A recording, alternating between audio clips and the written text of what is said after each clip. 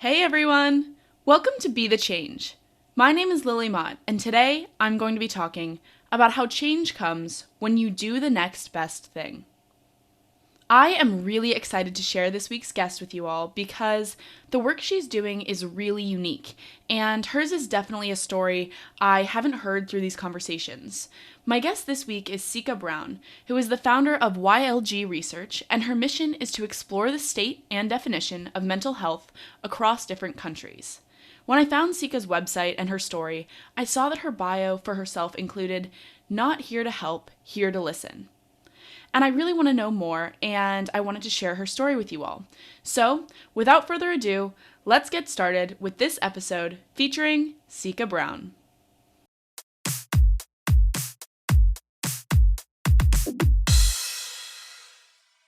For sure, yeah. Okay, so my name is Seika Brown. I am a 19-year-old activist and researcher. So I currently run and have been running this research initiative the past year and a half now, where I research how mental health is defined across cultures and backgrounds. The basis of it is just conversation. It's to hear people's stories, people's backgrounds. So that's with the YLG project, the Youth Lead Global Research Project. It's kind of having youth leaders as researchers and kind of going into this new field as kind of young adults as researchers instead of having like much an older perspective. So it's been really cool. I've been doing a lot of work in mental health ever since I was 15. So from like 15 to 18 years old, I was doing a lot of work in policy change. I worked up in the Washington State Legislature. I worked in two legislation sessions, passing one bill in 2019. And then when I entered college, I was kind of like, okay, policy, super dope, super needed. It's super hard to be genuine.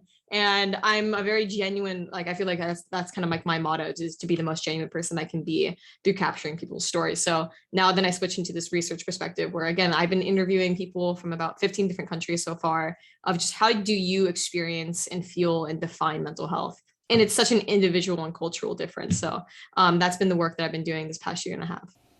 That was a great introduction, and I'm really excited to have you on the show, Seika. So, you talked about it a little bit already, but I would love to know more about your background and what led you to get involved with mental health research and advocacy. Can you tell me some about the experiences you've had or some of the challenges you've faced to get you to this point today? Yeah, I think I always love that because it's always like I was so young when I started. I was a sophomore in high school. I was 15 years old. I'm 19 now. And I had no knowledge, no idea of how to like do anything. So it all started from a mental health, like, so I took a psychology project in my school, my sophomore year. And we had to do like the psychology project. It was like find a problem in the high school, present a solution type thing. And I was like, mental health, right? We're gonna have better like resources. Moral, like long story short, my school was like, that's a dumb idea. And as a 15-year-old student, I was like, you suck. So I'm going to go to your boss, the superintendent of the school district. So it became this big thing where I went from wanting a high school club to getting a policy done in my school district, which ended up leading me to state legislators because my psychology teacher was like, I think this is a super important like cause that you're working on, but you can't just walk into the office of the superintendent. Like you can't just walk in there. And so I had to reach out to a bunch of professionals in the field. So I reached out to policymakers, change makers, right? People who are working in the field. At 15, I just emailed everyone I could. I got like 2 responses and one of them was a state legislator. And so that kind of really took off the ball in terms of policy.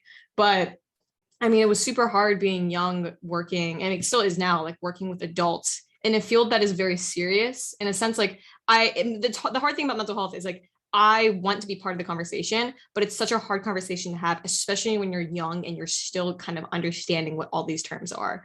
And so I think that was one of the biggest things for me. It was like, I threw myself into this field of like, we're talking about suicide, we're talking about, stress, depression, anxiety, we're talking about mindset.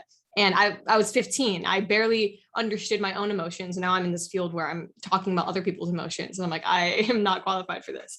But I think it was a lot of like internal conflict of like, what am I supposed to do? But my brother, when I was 8 years old, attempted suicide.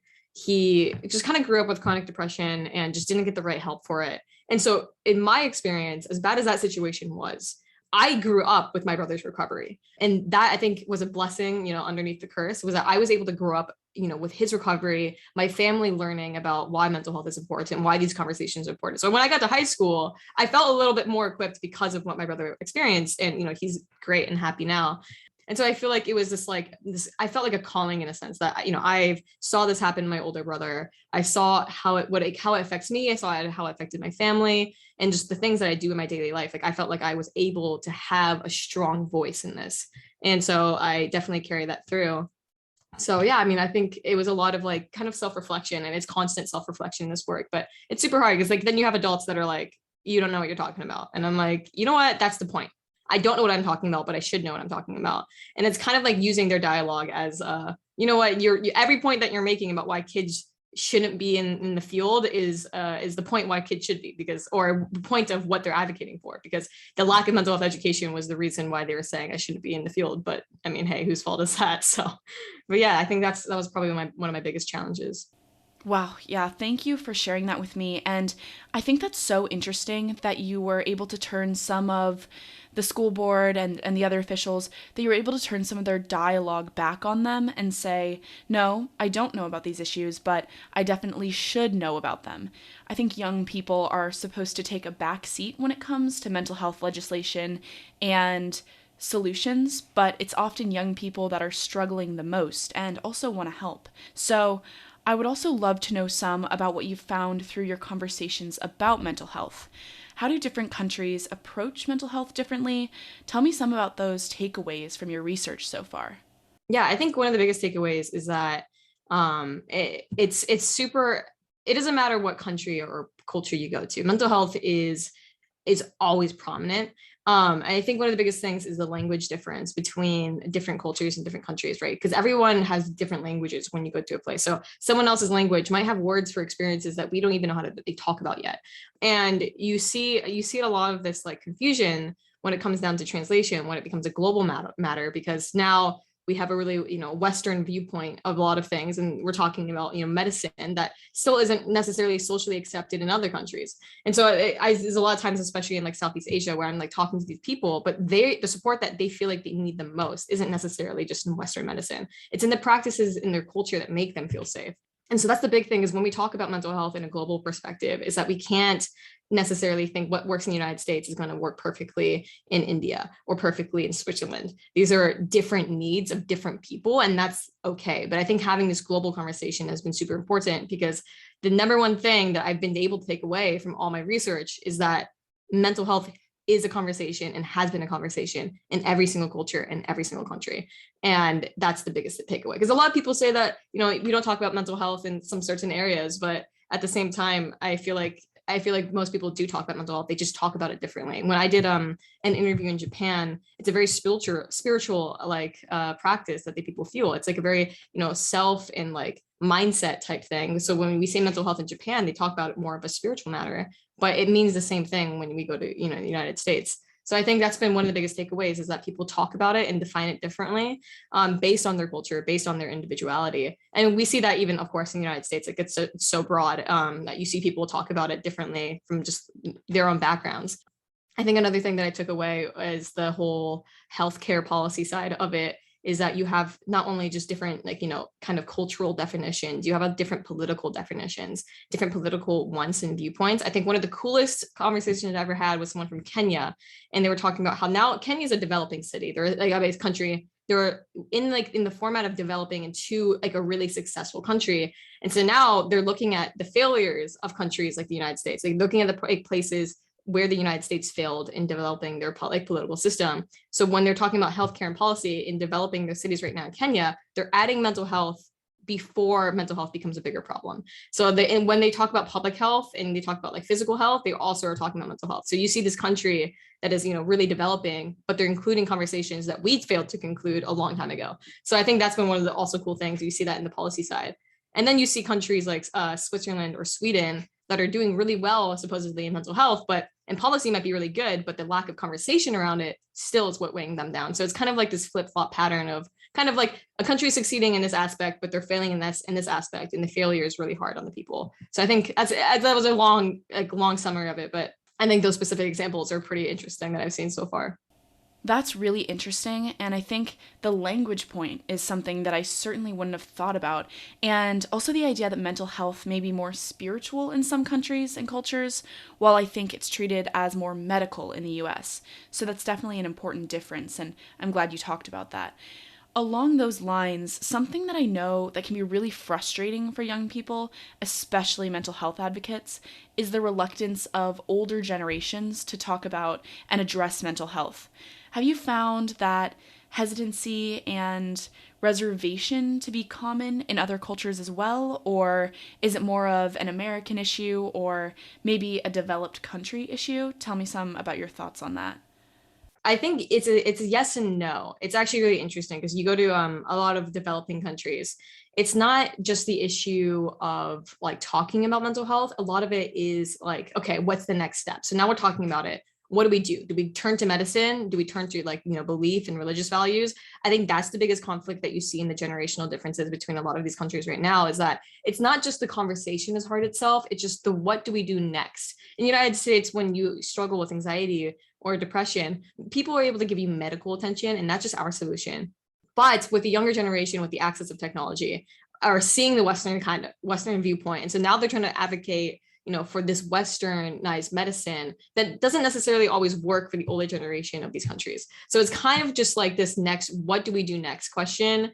And it's very flipped because you see a lot of people saying, okay, you see a lot of people in older generations that are just like, mental health is, it's sure okay, it's important, but I don't want to do a lot of these. I don't want to take all these medications. I don't want to put in, these things. I want to go turn to my faith. I want to go turn to my spirituality. I want to go turn to whatever. And so you see a lot of that kind of indifference, especially in kind of like developing countries in like in the Middle East. But then you also see also like in Europe, even with like, countries within like the European side, is that it's still that generational difference of, mental health. It matters, but like there's so many things that matter above it. So why we don't need to talk about it. And it's kind of like, okay, these kids are talking about mental health, but why can't they like kind of suck it up and like, do what we've done? I think the biggest thing that I taken away between generational differences is that the reason why it's super hard for people of the older generation to talk about mental health is because they've been suppressing their mental health for the past, right, 60, 50, 80 years. So if the conversation as 19-year-olds, 16-year-olds, 20-year-olds is hard to have about mental health, imagine how hard it is for your parents and grandparents who've been suppressing it for much longer. And I think that was kind of like a mindset shift that I had to understand is that while we are asking them to pay attention to our mental health, they have ignored it their entire lives. And because of that, ignoring their own mental health, it's going to be difficult because how are they supposed to help you when they've never, ever spent a second trying to help themselves? So it's kind of like backwards because like we need to progress, but we also kind of need to go backwards and help the people who've been here at the same time too. So it's like, it's kind of difficult, but I think there's a lot of understanding in that part is that it's hard for a lot of people from the older generation to talk about mental health because they feel so like they are not comfortable talking about it. If we're not comfortable talking about it, of course, the people who've been here longer than us are going to be pretty uncomfortable as well. So there is a lot of generational backlash, but I think it's, in a sense, it's understood. But I think things are definitely progressing. I'm really glad to hear that you think things are progressing. And I also really, I think it's great that you brought up that point about older generations suppressing their mental health because I think you're completely right. And it's one of the things that makes it more difficult to have important conversations because of that cycle that they've experienced and that they've been stuck in. So thank you for sharing that. I would love to know what is the best advice that you've ever gotten from someone else? Are there any words of wisdom that have really stuck with you? Does anything like that come to mind for you? Yeah, definitely. I definitely have a few.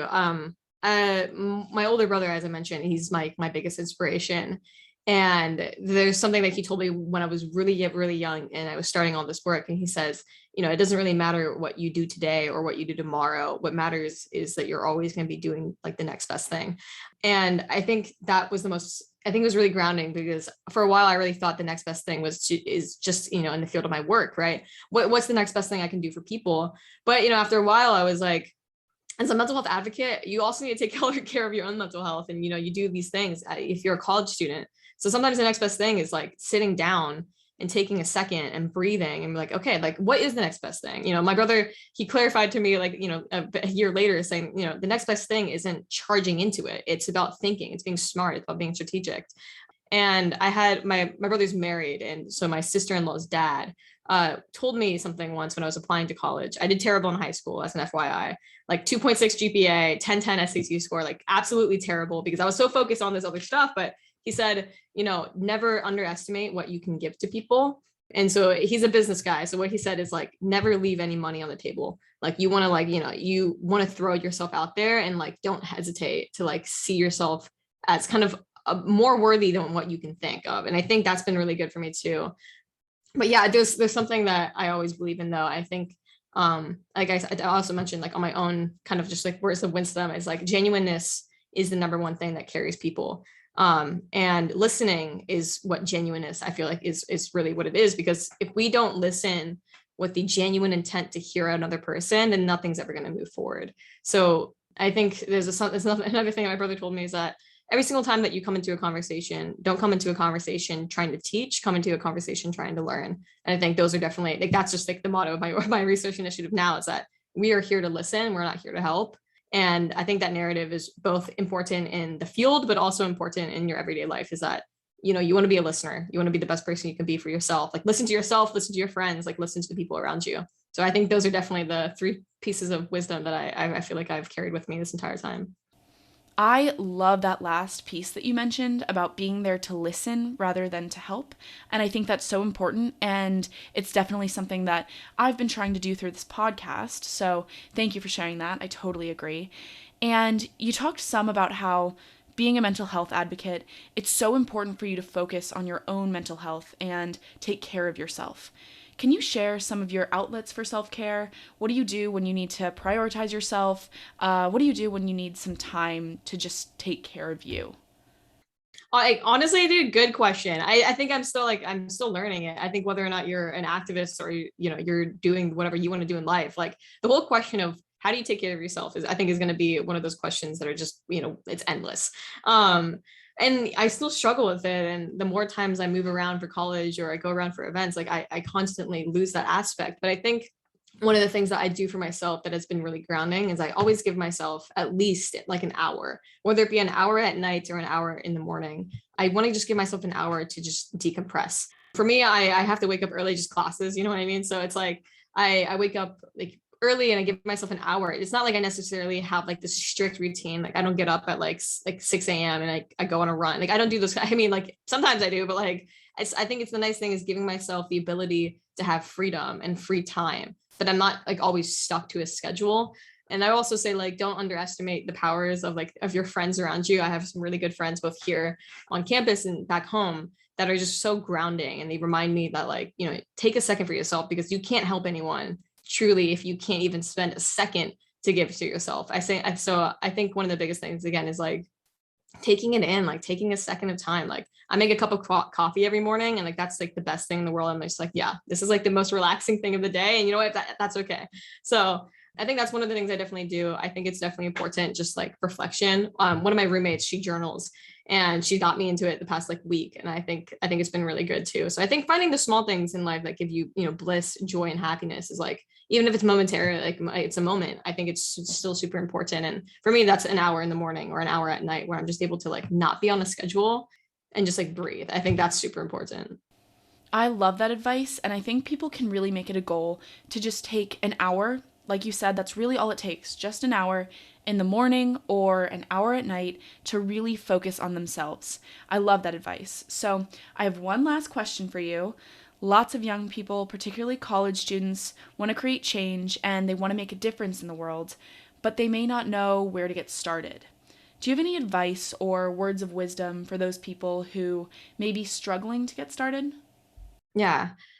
There's something that I realized a long time ago, is that I always thought like I had to go find my voice. Like I had to go find where my voice was fitting. I had to go find where my voice was like good to be. Like a lot of people say, like, like go get up, find your voice and use it. I think the number one thing for me has also been, no, like you don't need to go find your voice. Your voice has been with you. Like your voice is you, right? So you don't need to go up and do anything more or extra to go find something to do, and you're enough to the point your voice is enough, right? And I think that's been a huge thing for me, because when I was 15, I didn't know what to do, but all I knew was I wasn't happy with what was going on. And so I just did the next best thing, and I just used what I did have.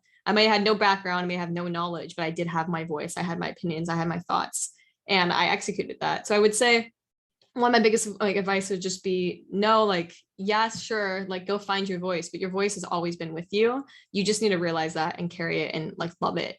And then that has an effect on people. And then two, never like underestimate just the ability to just honestly use Google and reach out to people. I think I found all my senators and legislators emails online when I started, and I emailed every single one only to get like one response. But I mean, hey, I think one of the biggest things is just, taking the time and just being like, you know what, if I care about this, let me realize like my voice is enough and I'm able to do what I need to do. And I think conversations are definitely the vessel in progressing things forward. That, again, you don't come into the conversation to learn, you don't come into the conversation to teach, you come into it to learn, but you also have the voice to help others too. So I think it's realizing what you already have, realizing that there's nothing you need to do more than just speak and share and just hear other people as well. So I think that's definitely been the vessel of everything I've done.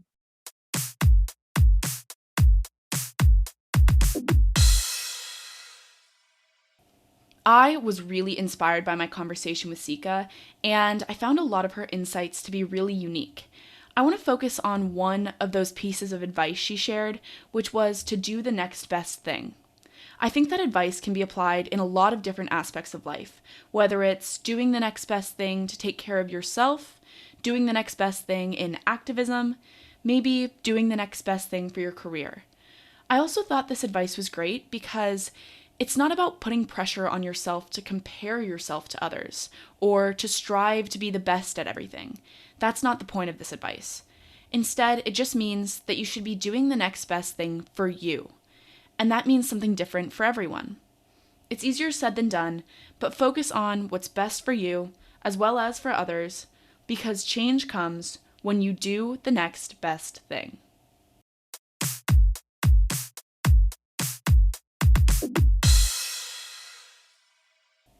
Thank you so much for listening to this episode, and you can follow Seika on Instagram at Seika Brown to get connected with her.